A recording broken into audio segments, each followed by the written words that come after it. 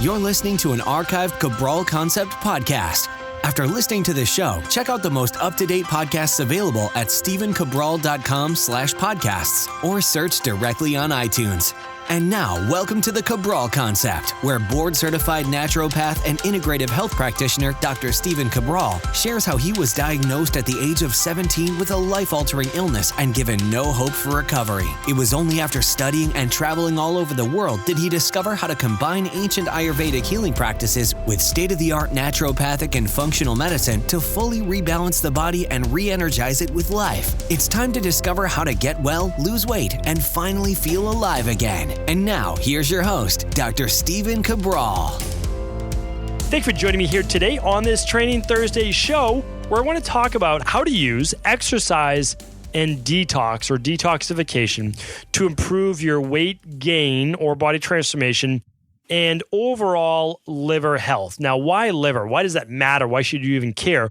Well, the liver, as I've talked about before, is that the liver is that big organ under the right side of your rib cage. Now, it literally filters all of the blood in your body. And especially as we age, there can start to get inflammation in the liver, or it can start to get congested.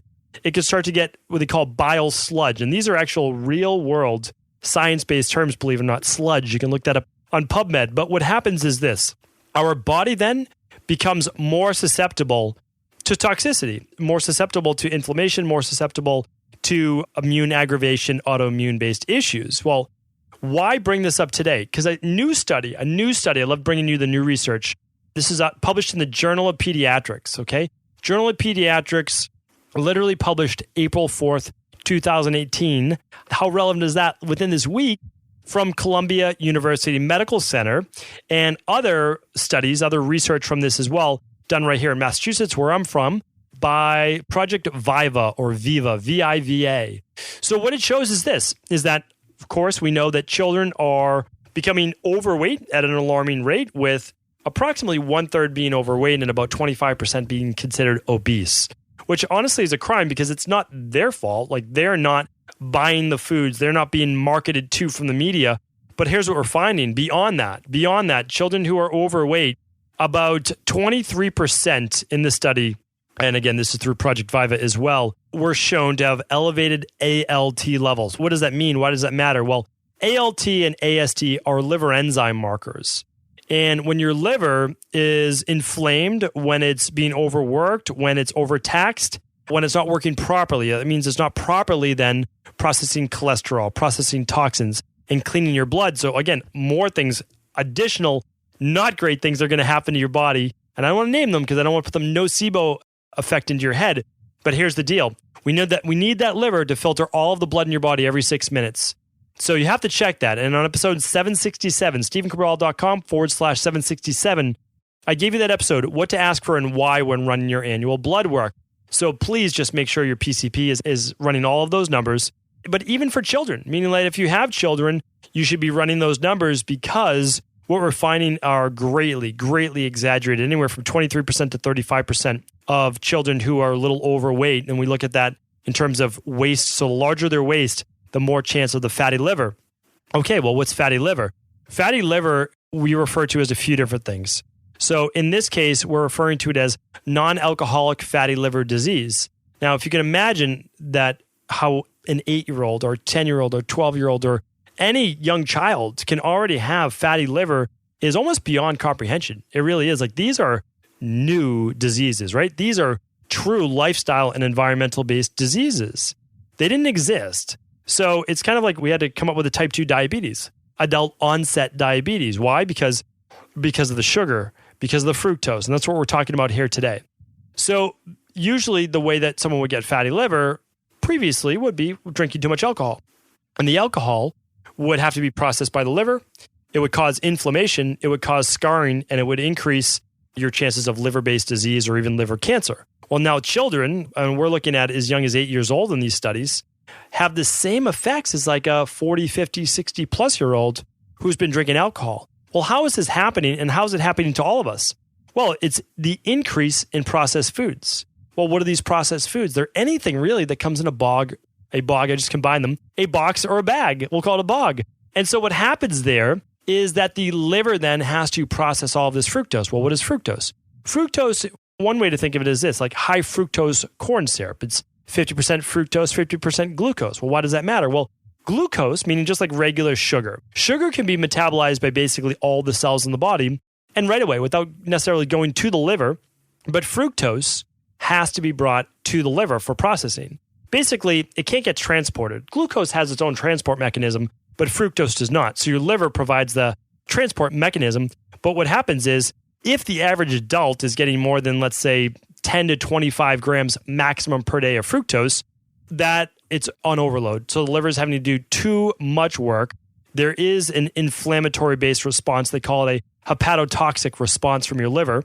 And from there, we start to get the increase in liver enzymes. Now, the increase in liver enzymes is really nothing to scoff at. Like, meaning even if you're getting elevated somewhere in the, like, I would say mid-30s or 30s in general, it's to be a time for concern. You don't wait till you have full-blown cirrhosis of the liver or full-blown liver disease or liver cancer to begin to work on these things. And I'm going to give you the remedy in just a moment because, again, on the Cabral concept, I don't want to be the bearer of bad news unless I can help you deal with this. And of course, the nice thing is this, with your liver is the organ that if one can, it's your liver that can begin to regenerate and to purify itself if you give it the right modalities in order to be able to do that, the right precursors. So we'll talk about that.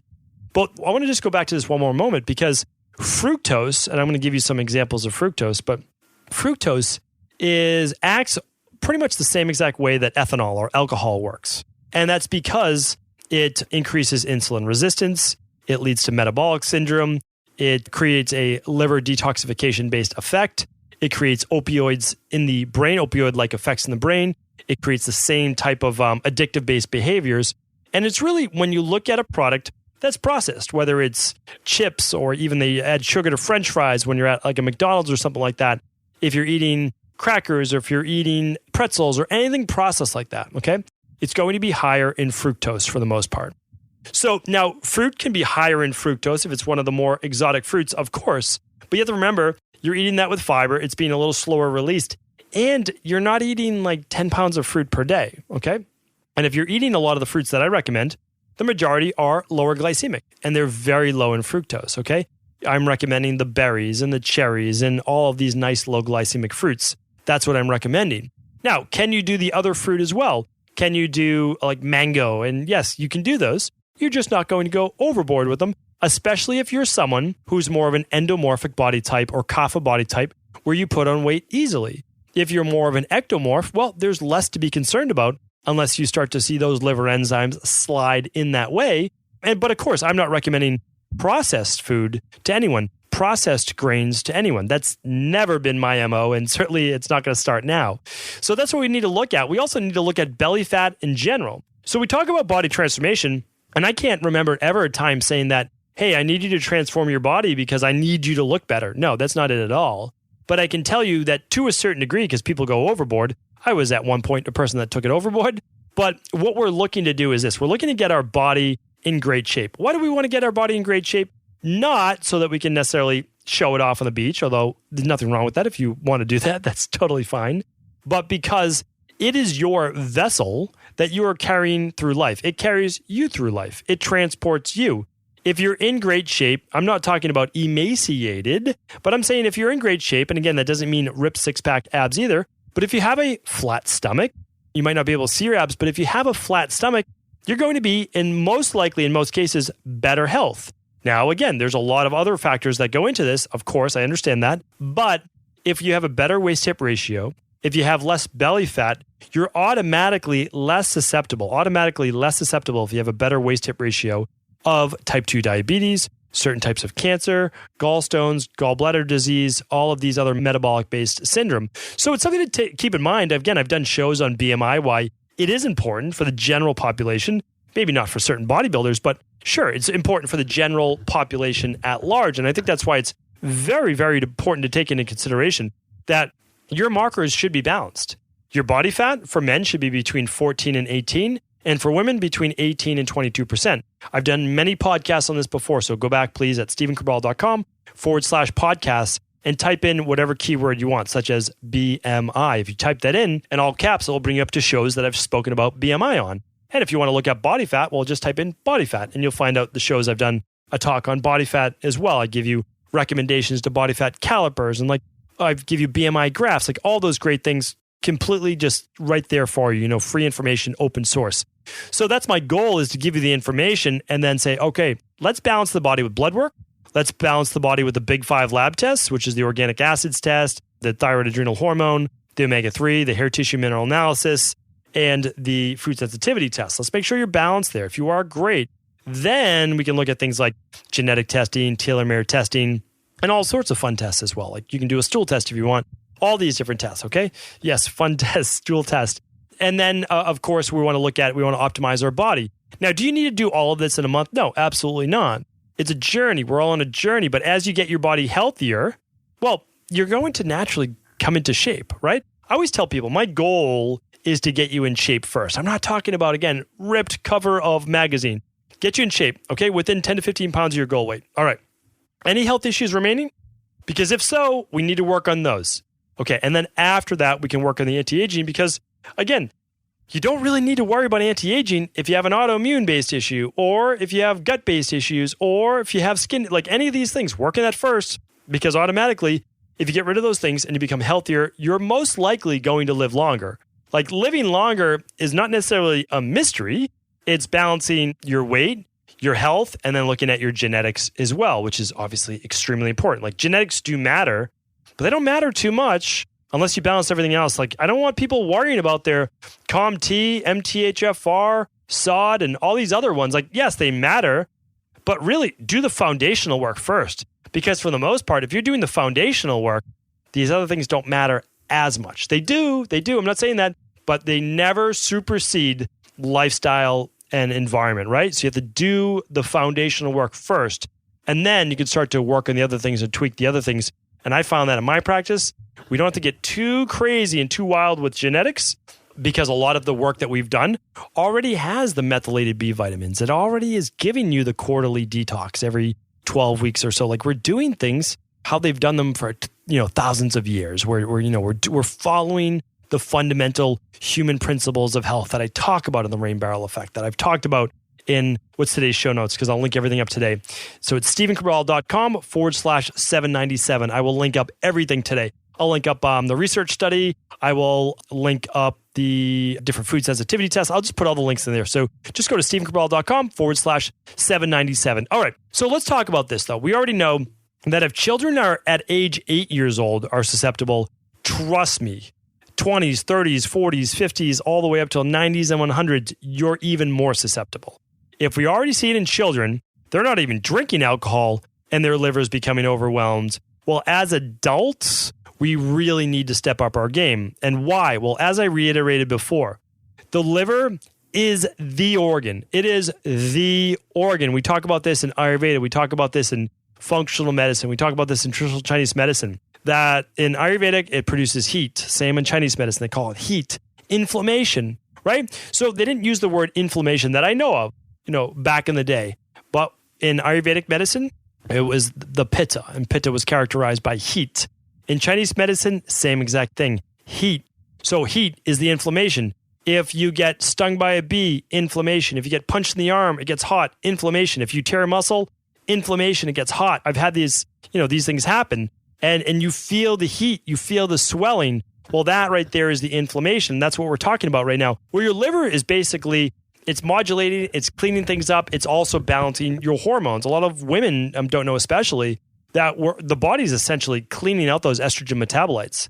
And if your liver is not functioning properly, or it's congested and not able to properly eliminate those metabolites, well, you can get higher estrogenic effects in the blood, in the body, because your liver is not properly detoxifying. So that's why it's really important. If you have estrogen dominance, you have premenstrual cycle-based symptoms. So 5 days, 7 days before you get your period, if you're feeling a little lower mood, you're starting to get acne, you're starting to get bloating, you're starting to get more irritability, any of those things, look towards the liver. Look towards to do something like the Dr. Ball detox, or a functional medicine-based detox of your choice, or at least an intermittent fast, a green juice, whatever you want to do to help really start to begin to purify the liver. I did an interview the other day, and I talked about how great just a couple ounces of beet juice is, because beet juice and even beet greens are very, very powerful for helping to dilate the bile ducts in the liver, as well as to loosen some of that sludge. And what is sludge? Well, essentially it's bile that's kind of gummed up. And it's gotten gummed up because of the detoxification process, because of cholesterol-based metabolism, a lot of other things that we'll go into in a future show as well. So now we need to give you the fix. Like, how do we fix this? Well, hopefully you're listening to the show, but maybe you're a new listener. We want to cut down on the amount of food that we're eating from a box or a bag, right? So we want to cut down on the amount of processed food. And one other way I like to give this analogy, if you can take that food in your hand and you look at it, and one, it's a color white, or it's a color like a color of white or brown, right? So it's like a tan color, a white color. It's most likely a processed grain, okay? It's already suspect. The second thing is, if you could take that object and crush it in your hand, crumble it up, and it turns to dust, think about how quickly that's going to be metabolized as sugar in your body, how easy that is to be metabolized. It gets metabolized even quicker than table sugar. And the other thing is that it's processed, right? So if we look at that, there's exceptions to every rule. I understand that. But if we look at a cracker, if we look at chips, if we look at the pretzels, if we look at the pastries, if we look at any of those things, bread, they crumble. They turn basically to powder. All of those things are most likely fructin or fructose-containing foods. Not only are they more fermentable in the gut, that a lot of my private concierge clients, as well as our organic acid test people who test and see they have high candida or high bacterial overgrowth, not only are those foods not good for them, but it causes weight gain. It causes PCOS-based symptoms because of blood sugar dysregulation. Not a great food, right? Just not a healthy food, just empty calories.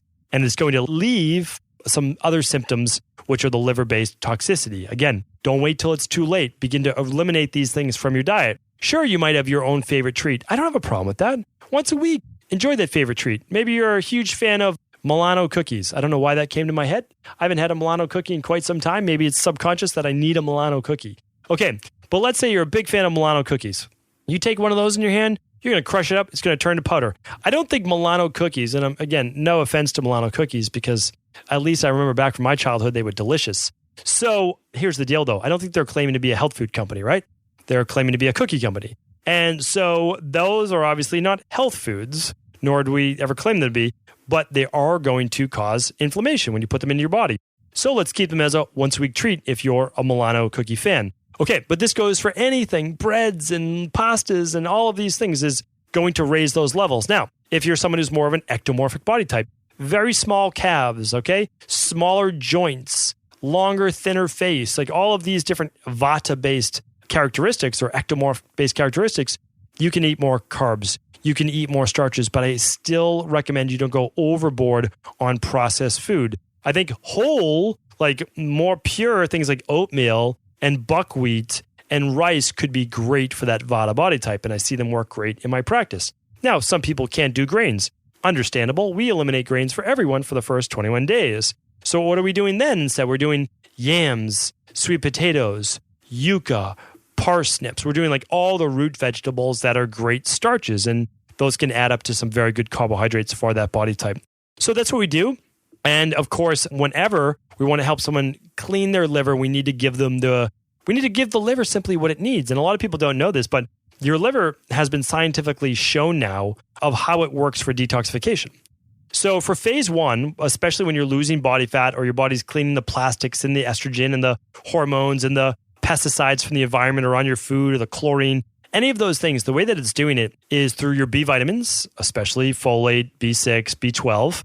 It's doing it through vitamin E, vitamin C, all your vitamins, okay? And your antioxidants, like quercetin's in there. So all those are very, very powerful, all right? So what it does is it takes that toxin, it might be a fat-soluble toxin, and it changes it into something that's called an intermediary metabolite.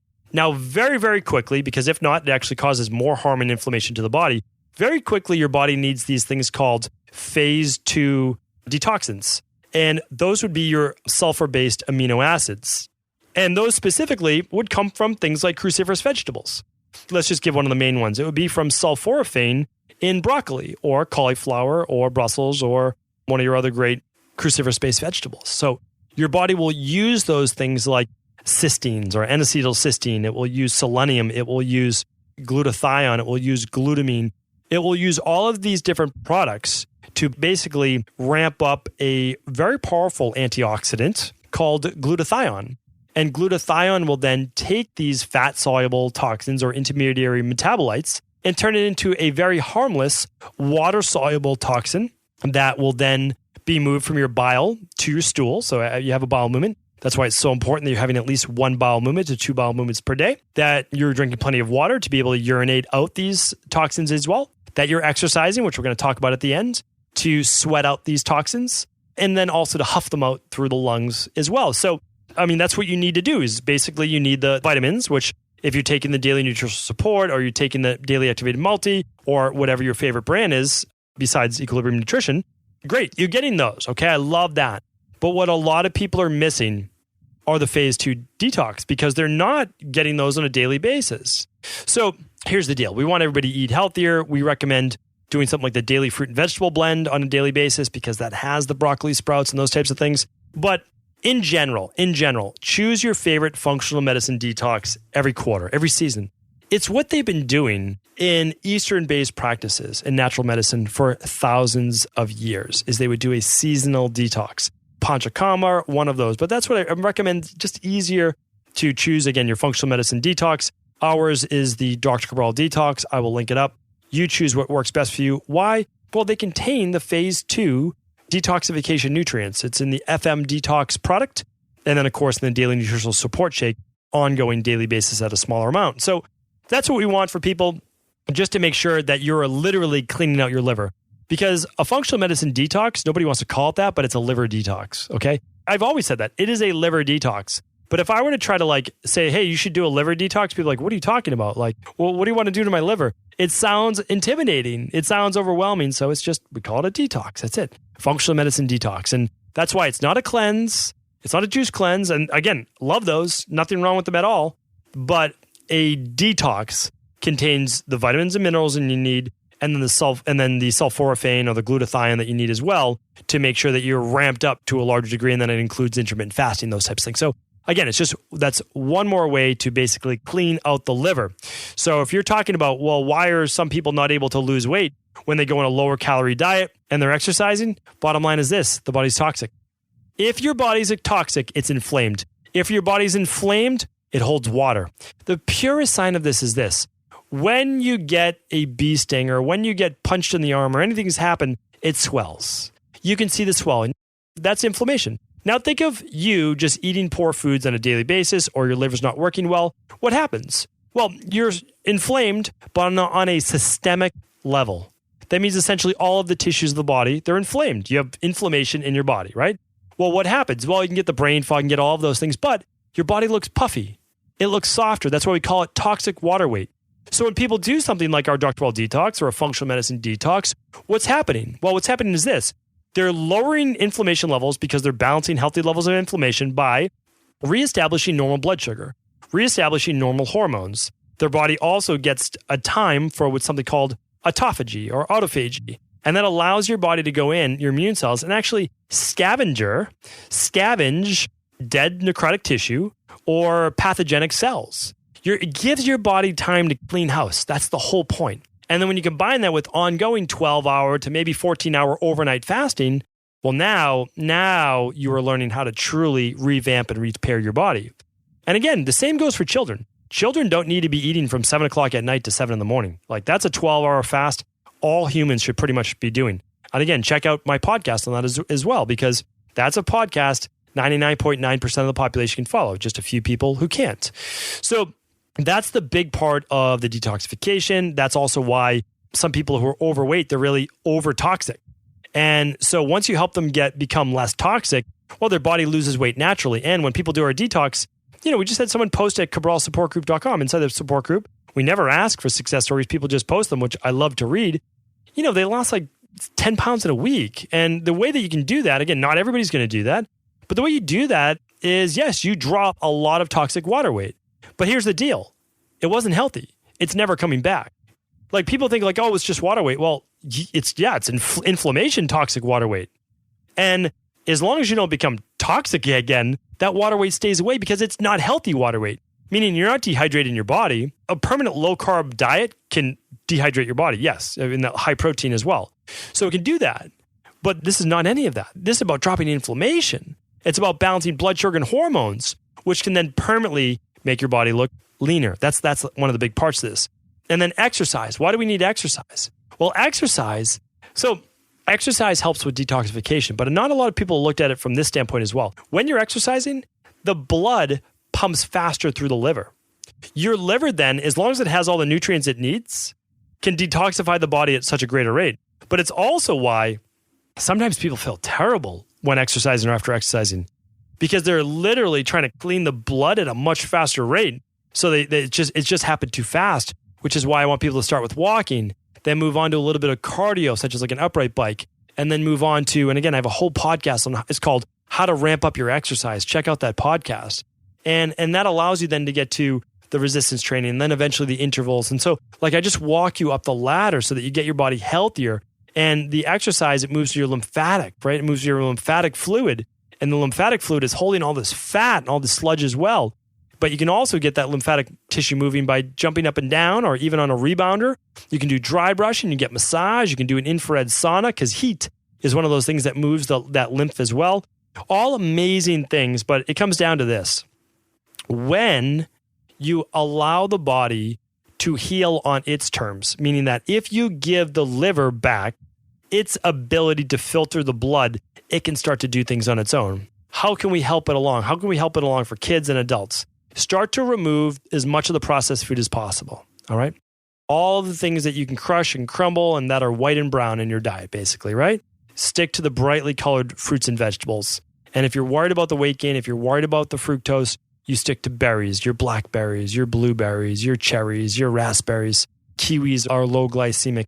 So you can look at all those low glycemic fruit and you're good. Those things are great. You can put them in your smoothie in the morning or post-workout. And then if you don't want to do any grains, you can stick to more of the root-based vegetables. So you do those things and you're going to get yourself back on track. You add in the exercise. You add in the seasonal or right away do a 7, 14, or ideally a 21-day detox, and I will link that up. You are going to start to see those effects right away. And that's why, again, I tell people, like, if there's one thing I can move you towards, it's doing something like the Dr. Cabral Detox, because doing the Dr. Cabral Detox teaches you as well a new style of eating, a new system of eating. It gets in the 12-hour overnight fast. And my job, I really believe my job is as an educator. I want to teach people. And then if you have the knowledge, if you have the fundamentals, you can use the nutritional supplement that you feel is best for you. You can find the health practitioner. You can find the personal trainer. You can find the different diet plans. And the reason is that you know the foundation. You know why we're doing it. Once you know why we're doing it, you can kind of hack the system, right? You get it, you understand it, and you can make it work for you as an individual, right? Bioindividuality. So I'm always happy to help with that. If you have any questions, of course, let me know. The best place to ask them is inside of CabralSupportGroup.com. That's our free Facebook group. As always, I appreciate your listens. Hopefully today was helpful about how to ramp up your detoxification and how you will be able to lose weight and get well through that process using a better nutrition plan, quarterly detoxification, as well as proper exercise, being able to ramp that up and make your liver work to your advantage. Thank you so much for tuning in. Please do feel free to share this show with anyone you believe it could help. Before you go, I wanted to share a personal story with you. The real reason I began to get well finally is because I figured out what was wrong with me. And that might seem pretty obvious, but I went from doctor to doctor for over 2 years before discovering at-home functional medicine lab testing. These are the labs that enabled me to finally figure out what was wrong with my hormones, blood sugar, electrolytes, and gut health. And once I knew what was wrong, I could then follow a proven plan in order to rebalance my body from the inside out. This is why I believe so strongly in functional medicine lab testing and why I've made it my mission to share these labs with the world. Now at equa.life, you can order an at-home lab test or a lab bundle for you and your family and be able to complete it within the week. Plus, the EquaLife difference is that you're not left to try to read and figure out these labs on your own. We explain what your lab numbers mean, what they mean in the much bigger picture, and then how to go about rebalancing your body in order to heal. To see our full selection of lab tests or to set up a free lab selection call to find out what labs may be best for you, simply head on over to equa.life equ.life/labs. And do remember, we ship these all over the world. To find out more and to set up your free lab selection call, simply head on over to equ.life/labs. That's equi.life/labs.